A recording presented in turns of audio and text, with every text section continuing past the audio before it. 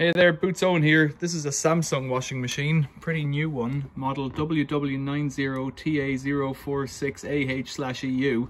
If that's not a mouthful. It's pretty much brand new and spotless inside, and I'm going to show you how to clean the lint filter. Down here, on this side here, there's this little door and you can pull it away and throw it out because you don't need that anymore.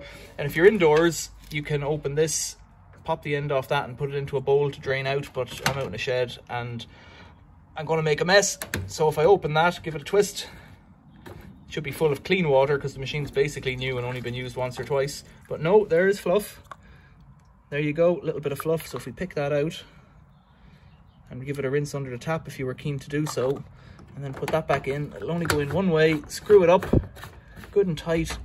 I've made a mess on the floor. You could put down a towel if you wanted, but we're out in a shed, so I don't care, but maybe the homeowner does. Pop this back in. It should just snap back in like that. Snap it shut. There you go. That's the Samsung washing machine, how to clean the filter. Thanks for watching. Question or comments down below. See you later.